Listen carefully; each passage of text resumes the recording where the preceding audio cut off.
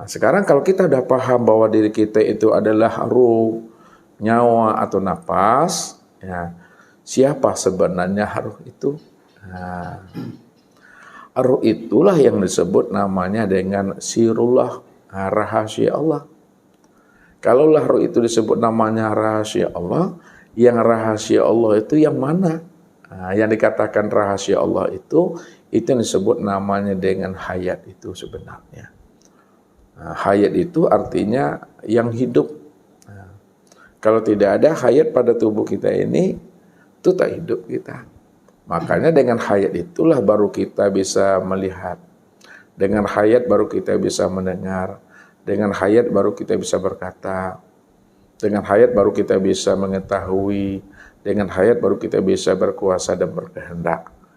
Jadi diri kita tidak lagi disebut namanya ruh. Nah, tapi disebutlah di balik ruh itu yang disebut namanya dengan sir, rahasia. Nah, sekarang dah paham kita bahwa diri kita itu rahasia. Nah, siapa rahasia itu? Rahasia itu yang disebut namanya dengan hayat. Hayat itu yang hidup. Nah, sekarang dah paham kita. Yang hayat itu adalah hidup. Nah, siapa yang dikatakan hayat itu? Siapa hakikat daripada hayat itu? Hakikat hayat itu tiada lain adalah zat, diri zat itu sebenarnya. Makanya hayat sama basar kalam ilmu kuda iradat itu disebut namanya sifat. Sifat itu kalau dikumpulkan dia 7 sifat itu diberi namanya dengan Muhammad. Nah, sebenarnya 7 sifat itu disebut namanya Muhammad. Kalaulah 7 sifat tadi disebut namanya Muhammad, lalu Muhammad itu apa bagi Allah? Muhammad itu dikatakan sifat. Makanya dikatakan sama basar kalam ilmu kuda iradat itu adalah namanya rahasia. Rahasia itu adalah sifat. Sifat itu tiada lain nyatanya diri zat. Jadi kalau kita ingin melihat zat, lihatlah kepada namanya sifat. Nah, sekarang kita beri namanya sifat itu. Siapa namanya? Itulah Muhammad. Sedangkan zat kalau diberi namanya itu adalah Allah. Jadi kalau ingin melihat Allah, ingin menyaksikan Allah dan ingin mengenal Allah, ingin berlikok dan bertatap wajah dengan Allah, lihatlah kepada Muhammad. Muhammad itulah tempat nyatanya memandang Allah. Muhammad itulah tempat nyatanya menyaksikan Allah. Muhammad itulah tempat kita bertatap wajah dan berlikok dengan Allah. Disitulah kita mesti paham dan mengerti bahwa Muhammad dengan Allah, Allah dengan Muhammad tidak boleh dipisah ceraikan. Ya, kenapa nak boleh dipisah ceraikan? Karena untuk melihat zat, melihatnya kepada sifat tadi itu. Kalau tidak ada sifat, tentu zat nak bisa dilihat. Makanya untuk melihat zat itu lihat kepada sifat. Namun siapa sifat itu? Sifat itu adalah kenyataan daripada diri zat. Nah, baru kita patrikan memahaminya, jangan dipisahkan. Kalaulah sifat itu adalah kenyataan untuk melihat diri zat, maka sebenarnya hakikatnya atau hakikinya sifat itulah sebenar-benarnya zat. Itu yang katakan dua yang tiada bercerai, dua yang tidak berpisah dia. Pandangan zohir berpisah dia, karena ada 2 nama. Tapi pandangan batin, walaupun 2 nama, namun hakikatnya satu juga di situ. Nah, itulah maknanya, di mana ada sifat, di situ ada zat. Kalau boleh diungkapkan dengan bahasa ruhani namanya, apa kata zat kepada sifat? Wahai sifat, kata zat, dimanapun kamu berada, di situ ada aku. Ya, kenapa di mana ada engkau, di situ ada aku? Karena engkau itu adalah aku. Diri aku ini yang sebenarnya, dirimu itu tidak ada. Dirimu itu kenyataan aku. Kalau dirimu itu kenyataan aku, maka akulah sebenarnya dirimu itu. Makanya dalam paham tauhid, yang duduk masih di sifat, tetap dia memisahkan dulu. Ya, di mana ada sifat, di situ ada zat. Sebab sifat itu adalah kenyataan zat. Kalaulah sifat itu kenyataan zat, maka sifat itu sebenarnya zat. Nah, sekarang kita ganti nama atau kita beri nama. Nah, orang kan selalu tertipu dengan memandang nama sebenarnya. Nah, sifat itu bernama Muhammad, zat itu bernama Allah. Jadi di mana ada Muhammad, di situ ada Allah. Kenapa di mana ada Muhammad, di situ ada Allah? Karena Muhammad inilah kenyataan Allah. Muhammad itulah wujud Allah. Kalaulah Muhammad itu kenyataan dan wujud Allah, Itu artinya bahwa Muhammad dengan Allah tidak pernah berpisah, karena Muhammad itulah sebenar-benarnya nyatanya diri Allah. Di situ kalau kita umpamakan lagi ayatnya, wa huwa ma'akum aina ma kuntum. Apa kata Allah kepada Muhammad? Hai Muhammad, dimanapun kamu berada, aku tetap hadir beserta dirimu. Karena dirimu itu adalah aku ini yang sebenarnya dirimu. Jadi tidak pernah bisa diceraikan. Bagaimana memahami mati tadi, Ustaz? Oh iya. Iya. Tadi kan Ustaz contohkan, untuk mengenal mati kita mesti memahami namanya tidur. Karena antara mati dengan tidur itu adalah dun sanak mati, saudara kandungnya mati. Ketika kita tidur, itu hakikatnya kita telah mati itu. Nah, kalau kita tidur itu adalah hakikat mati, lalu yang mati itu sebenarnya apa? Mati itu benar-benar dipulangkan, diserahkan, dikembalikan, hak itu kembali kepada yang punya. Jadi maksudnya jangan kita lagi merasa diri kita ini yang merasa wujud. Jangan kita merasa diri kita ini yang bersifat hayat, sama, basar, kalam, ilmu, kudrat, dan iradat. Makanya pada saat kita tertidur itu udah mati. Bukti mati, kita tidak tahu apa yang kita perbuat. Itu artinya tidak sadar kita akan diri kita ini siapa. Itu memahaminya. Namun mati yang bagaimana yang dikehendaki di dalam hal ini supaya kita bisa mengenalkan Allah. Mati itu kan dua, ada zahirnya, ada batinnya. Namun mati untuk memahami Allah ini adalah mati di dalam hidup. Mati sebelum habisnya usia umur. Jadi kalau mati kita di dalam hidup, mati di dalam sebelum datangnya ajal, ini disebut namanya mati dalam hakikat. Kalau mati dalam syariat berbeda. Mati dalam pandang syariat itu adalah betul-betul berpisahnya ruh ini melepaskan namanya jasmani ini.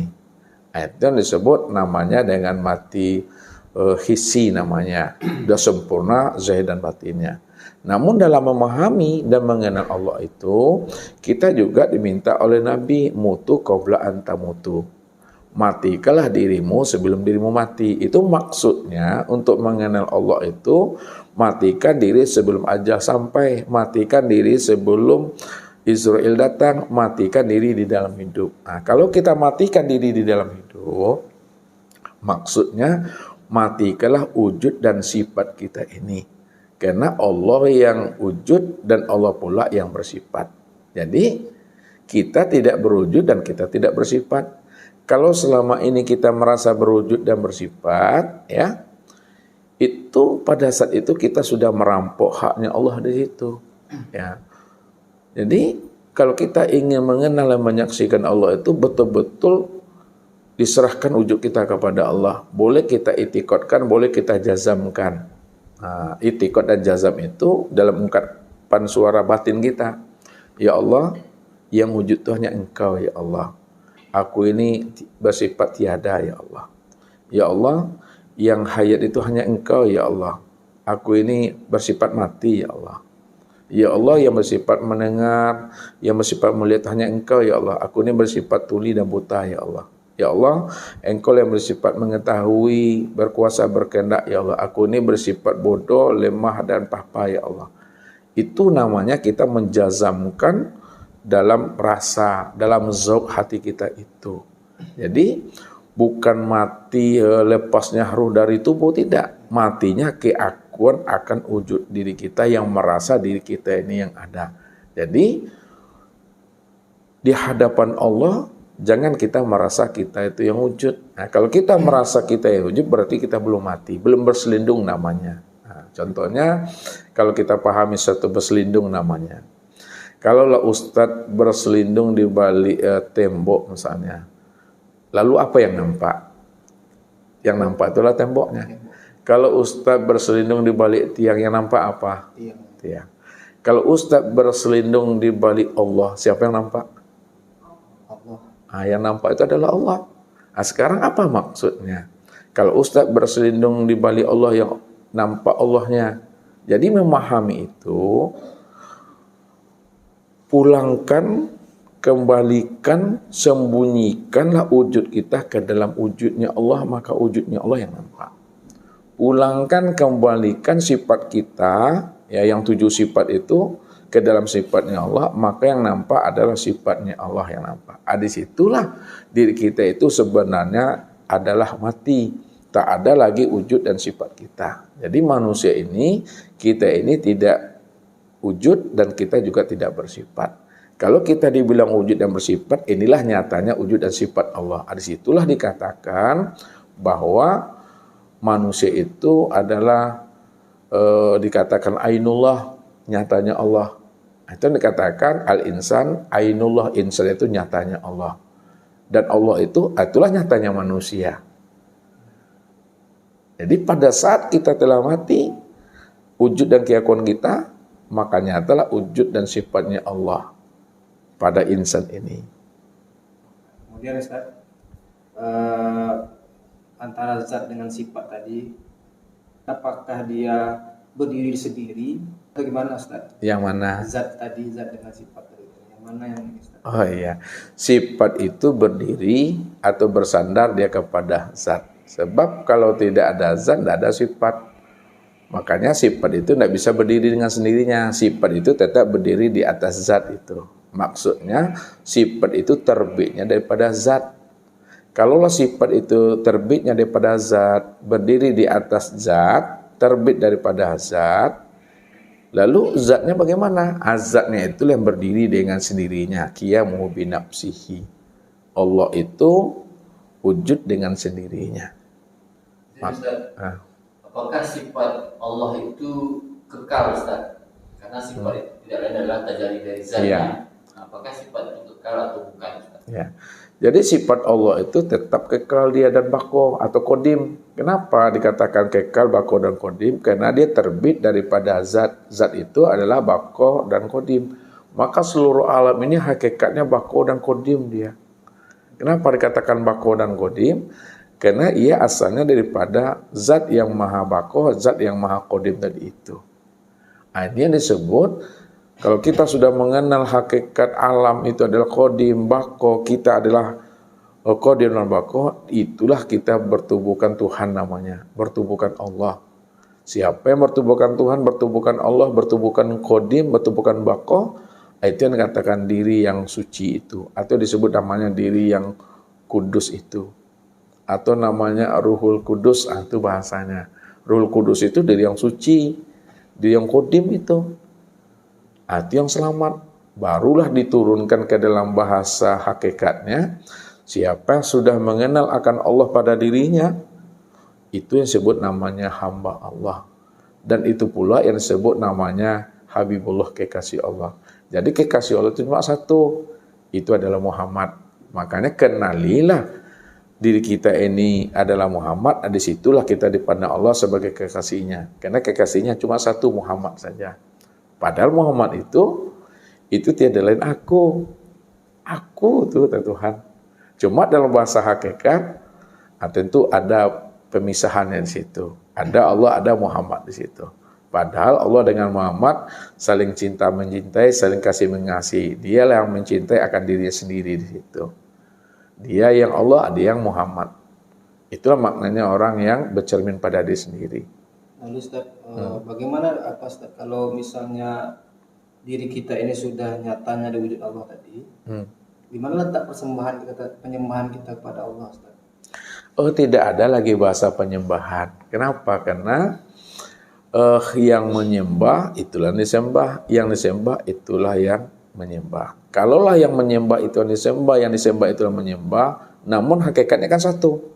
Kalau dah hakikatnya satu, tidak ada bahasa penyembahan, tidak ada bahasa yang disembah, tidak ada bahasa yang mengingat, tidak ada pula bahasa yang diingat, karena dirinya sendiri di situ cuma yang ada.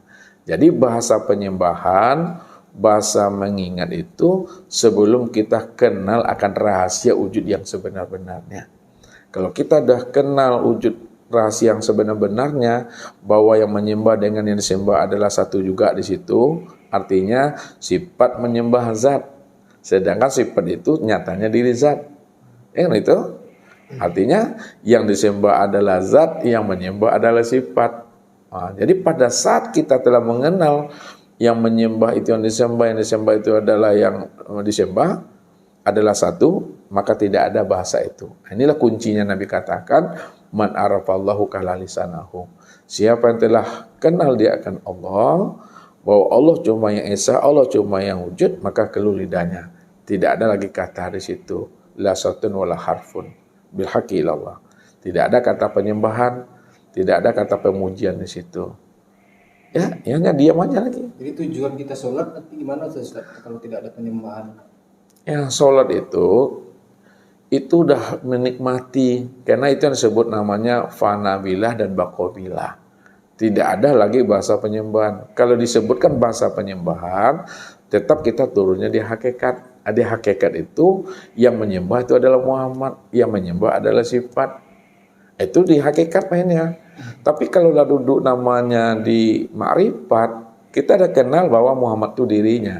Kita udah mengenal bahwa sifat itu tiada lain adalah dirinya. Maka hilanglah bahasa penyembahan, hilanglah bahasa mengingat tadi itu, karena dirinya cuma yang ada. Kalau disebut gini memang agak lucu bunyinya. Lucunya kenapa? Allah menyembah diri sendiri, Allah memuji diri sendiri. Kan dalam pandangan logikanya kan lucu namanya. Kenapa? Sesuatu yang sudah jelas memang dirinya cuma yang ada, dirinya cuma yang wujud, dan Muhammad itu adalah dirinya. Jadi kalau udah paham kita memang dirinya cuma yang wujud dan yang nyata, dan itu sudah jelas bagi kita dalam pandangan kita, dijelaskan juga lagi, diuraikan juga lagi, maka yang jelas tadi menjadi tidak jelas dia, menjadi kabur dia. Lain yang ditunjuk, lain pula yang disebut, lain disebut, lain pula yang ditunjuk. Jadi tetap dia ada dua wujud di situ. Tapi tidak apa-apa tadi itu maksudnya untuk menghantarkan kita kepada wahdatul wujud, satu wujud tadi. Sebelum kita sampai kepada satu wujud, tetap ada bahasa yang menyembah dan disembah. Tetap ada yang dicari, ada pula yang mencari. Tapi kalau kita sudah paham, yang mencari itu, itulah yang dicari itulah yang mencari, maka disitulah hilang namanya pencarian di situ. Disitulah hilang namanya penyembahan di situ. Di situ pula lah hilang namanya pengenalan. Nah, kita dibilang mengenal karena kita belum kenal. Kita dibilang mencari karena kita belum menemui. Kalau kita sudah kenal, kita sudah temui, tidak ada bahasa mengenal lagi. Tidak ada bahasa lagi mencari dan menemui lagi namanya. Hanya diri saja. Itulah diam tadi. Nah, diam itulah kunci ma'rifat. Diam itu maksudnya sadar kita, sesadar-sadarnya bahwa yang aku inilah yang Allah tadi. Makanya yang aku itu adalah yang sebenar-benarnya Allah. La ilaha illa ana. Tidak ada Tuhan melainkan aku. La ilaha illa huwa. Tidak ada Tuhan melainkan Dia. La ilaha illa anta. Tidak ada Tuhan melainkan engkau.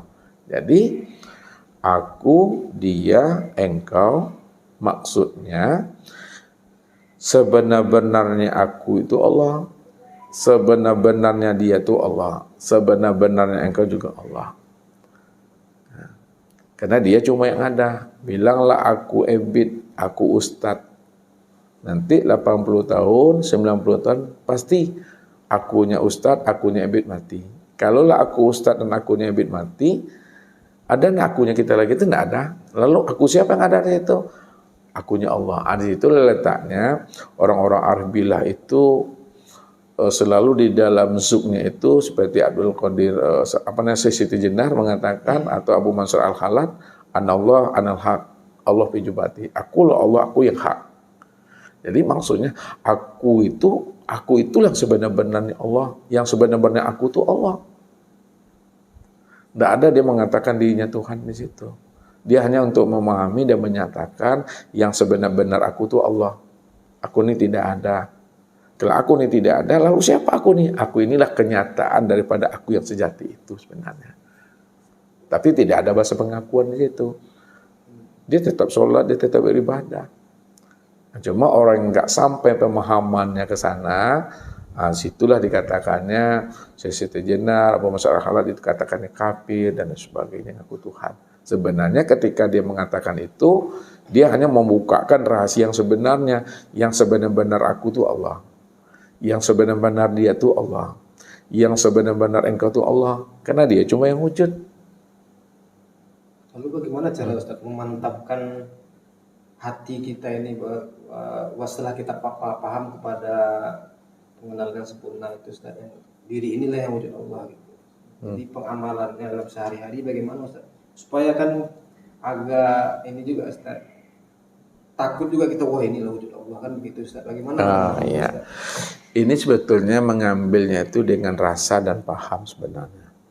Tidak dengan ucapan, tidak dengan kata-kata. Kalau kita hanya pandai menyebut dengan kata-kata, dengan lafaz dan suara, tapi kita tidak memahami dengan rasa di sini, maka ucapan dan kata-kata ini tidak akan membuahkan suatu hikmah dia. Ya. Baru dia akan menimbulkan hikmah, rahasia yang hakikinya pada saat kita memahami dengan rasa, dengan suk di situ. Jadi tidak dengan akal gitu. Makanya orang yang sudah mengerti dan paham bahwa dirinya inilah diri yang sejati itu, diri inilah yang hakikat Tuhan yang sebenarnya itu, maka di situ ya diam aja lagi. Lakoni aja lah hidup ini dengan baik. Itu aja. Iya, itu maksudnya kita sudah memahami kita begitu Ustaz. Iya. Kita sudah memahami bahwasanya ya hidup seperti dijalani seperti apa adanya gitu. Iya, tetap dia bersyariat. Nah, yang bersyariat itu disebut namanya syariatullah. Tetap dia berterikat, tarikat itu disebut tariqatullah. Tetap dia berhakikat, hakikat itu disebut hakikatullah. Tetap dia bermakrifat, makrifat itu disebut makrifatullah. Namun kalau udah paham kita, yang bersyariat Allah, yang berterikat Allah, yang berhakikat Allah dan bermakrifat Allah, hilang pula kalam-kalam itu kita sebutkan. Tidak ada lagi itu disebutkan. Dia hanya diungkapkan dalam pandangan batin. Nah, kalaulah diungkapkan dalam pandangan batin, dah tahu kita memang dia cuma yang ada, dia cuma yang berbuat, tidak ada lagi pengungkapan itu. Kan contoh Ustaz katakan selalu, ini nyata nak namanya gelas nih, Be? Terang nak nih? Terang. Wujud nak ini? Wujud. Nah, kalaulah ini betul-betul nyata, gelas, wujud, terang dia, andai kata Ebit tidak mengatakan ini adalah gelas yang wujud dan terang, diam sajalah Ebit, ya. Ketika Ebit diam, apakah dia gelas ini tidak nyata? Tetap nyata. Apakah gelas ini tidak wujud? Tetap wujud. Apakah gelas ini tidak terang dan tidak jelas dia? Tetap terang. Tetap nyata, tetap wujud, tetap terang dan jelas, walaupun tidak diungkapkan. Itulah maksudnya. Kalau diungkapkan, kita hanyalah untuk menjelaskan barang yang sudah jelas, untuk menyatakan barang yang sudah nyata, untuk mewujudkan barang yang sudah wujud. Untuk apa kita menyebutkan itu? Untuk memberikan pemahaman kepada orang bahwa gelas itu memang nyata dan wujud. Nah, sekarang kalau orang tidak paham gelas itu nyata, terang dan wujud, tidak pun disebut gelas itu nyata, terang dan wujud, dia kan sudah nyata juga, dia kan sudah terang juga. Begitulah kita memahami Allah tadi. Sekarang dalam rasa kita, Allah itu wujud, Allah itu nyata, Allah itu terang. Kalaulah Allah itu wujud, nyata dan terang, tidak pun kita menyebutkannya melalui kata-kata ini, Allah itu wujud, nyata dan terang, Allah itu tetap wujud, Allah itu tetap terang dan nyata. Sekarang, kalau Allah sudah wujud, terang dan nyata, lalu kenapa kita ungkapkan juga melalui kata-kata? Kita mau ungkapkan melalui kata-kata, melalui lafaz ini Allah itu wujud, nyata dan terang, untuk memberikan pemahaman kepada umat ini bahwa Allah itu betul-betul wujud, nyata dan terang. Kalau udah paham mereka Allah itu betul-betul wujud, nyata dan terang, tidak pun mereka disebutkan lagi Allah itu nyata dan terang, dia sudah wujud, nyata dan terang. Nah, itulah maksudnya paham di dalam rasa tadi itu. Nah, jadi kalau kita dah paham kita di dalam rasa, di dalam zuk, dijelaskan juga lagi, lalu kita tunjuk yang nyata atau yang mana, nanti berbeda lagi. Karena dia cuma yang wujud kan. Nah, kita tunjuk ini. Apakah ini yang Tuhan? Tentu salah. Ini gelas. Jadi lain yang ditunjuk, lain pula yang disebut.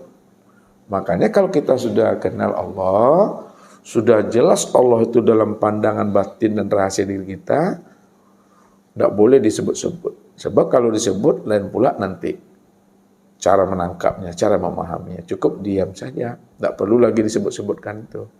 Kalau disebutkan itu untuk memberikan pemahaman aja. Kalau udah paham, ya diam aja. Semakin dijelaskan, semakin tak jelas lagi. Jadi Ustaz mau tanya Ustaz, sepertinya penjelasan Ustaz tadi hakikat dan syariat agak bertentangan Ustaz. Secara hakikat tadi Ustaz menyampaikan bahwa alam semesta itu adalah kekal. Ya. Tapi di dalam Al-Quran disebutkan bahwa yang kekal itu hanya Allah. Nah, bagaimana cara memadupadankan pandangan syariat dan pandangan hakikat itu Ustaz? Iya.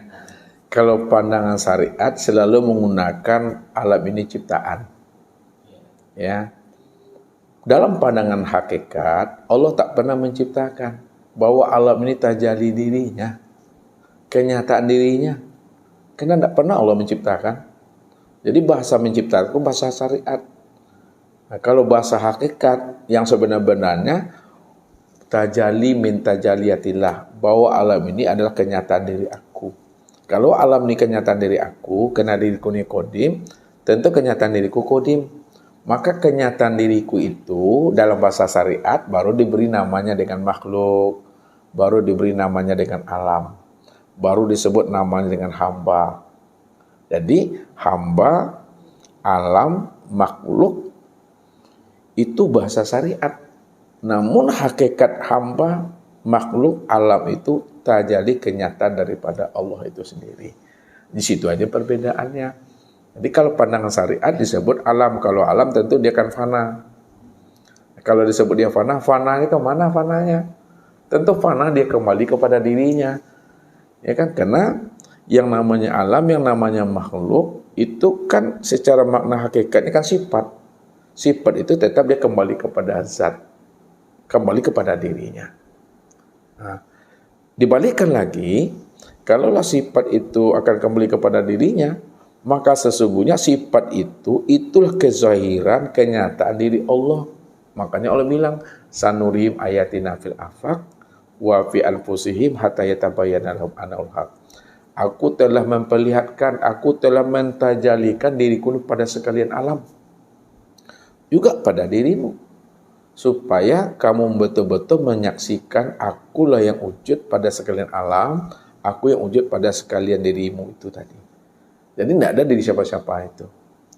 Makanya wujudnya tetap satu. Ya. Tetap satu wujudnya. Wujud yang bako tadi, wujud yang abadi tadi itu.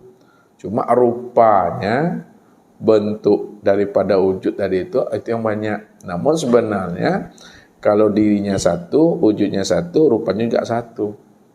Pandangan zahir saja memandang bentuk rupanya itu banyak. Namun hakikat bentuk dan rupa itu dia esa.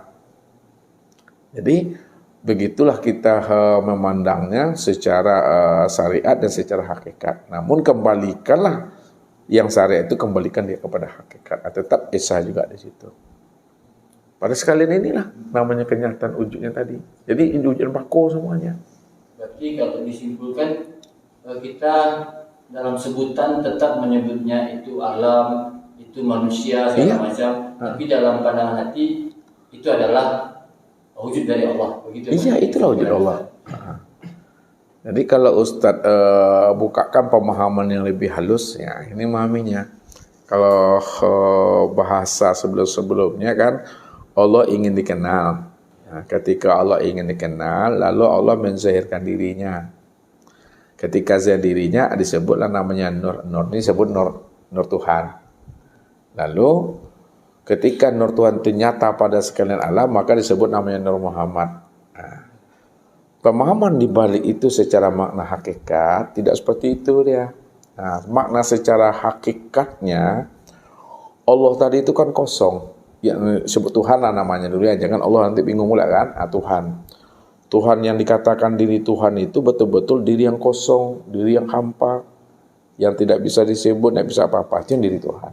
Sekarang bagaimana diri Tuhan itu ya bisa dikenal, ya bisa disaksikan.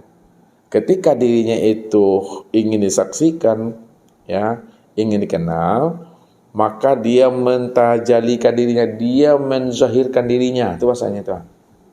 Ketika dia menzahirkan dirinya, disebut namanya dengan nur. Nur sebutannya. Karena nur ini asalnya daripada dirinya sendiri, disebut namanya nur Tuhan. Nah, maksudnya, nur ini asalnya dari Tuhan. Karena nur ini asalnya daripada Tuhan, disebut namanya nur Tuhan atau nur ilahi, atau disebut nur Allah. Sekarang, yang nur inilah yang disebut kenyataan Tuhan.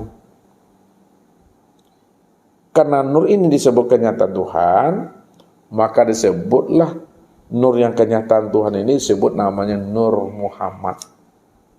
Sekarang, Nur Muhammad atau nur kenyataan wujud Tuhan tadi itu, maka zahirlah dia pada sekalian alam.